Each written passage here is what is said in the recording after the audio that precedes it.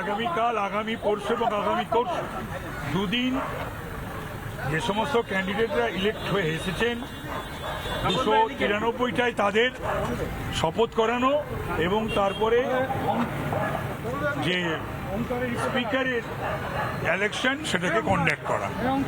মুখ্যমন্ত্রী কালকে শপথ নেবেন বিধায়ক হিসেবে, মুখ্যমন্ত্রীর শপথ প্রথমে মুখ্যমন্ত্রী এবং আর যারা যারা মন্ত্রী আছেন প্রথমে তারা নেবেন, তারপরে যেমন যেমন শিডিউল আছে সেই অনুযায়ী চলবে রুলিং অ্যান্ড অপোজিশন।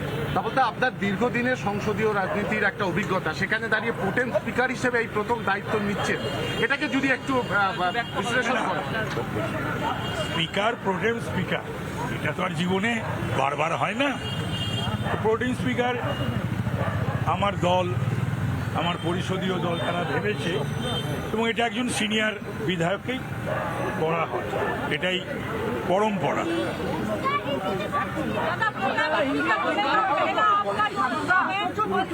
देखिए, अनुभव है जो वो पहले ही हम बोल चुके हैं।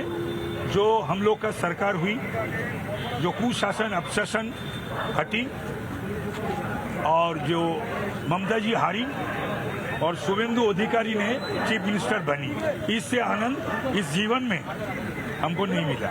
तृणमूल कांग्रेस एलिगेशन कर रहा है कि अभी जो सीईओ से सीएस बना गया, ये बीजेपी का एक गेम प्लान है, ऐसा तृणमूल कांग्रेस? ऐसा बहुत गेम प्लान तृणमूल का था। तृणमूल को जब हटाया गया था, हर एक चुनाव में डीजीसीपी को, एसपी लोग को, डीआईजी लोग को, सबको उन्होंने जिद्दी करके वापस लाए थे इमीडिएट आफ्टर इलेक्शन।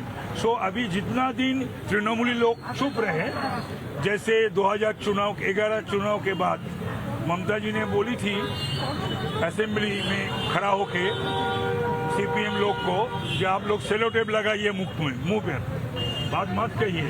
हम भी बोलते हैं आप लोग कई साल चुपचाप रहिए, सेलो टेप लगाइए मुंह में, बात मत कीजिए।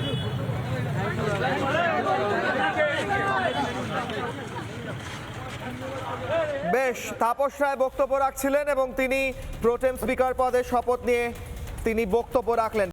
নানা ধরনের কন্টেন্ট দেখার জন্য লাইক করুন, শেয়ার করুন আমাদের ফেসবুক পেজ, সাবস্ক্রাইব করুন আমাদের ইউটিউব চ্যানেল। পাশাপাশি অন্যান্য ব্রেকিং নিউজের জন্য অবশ্যই চোখ রাখুন রিপাবলিক বাংলায়।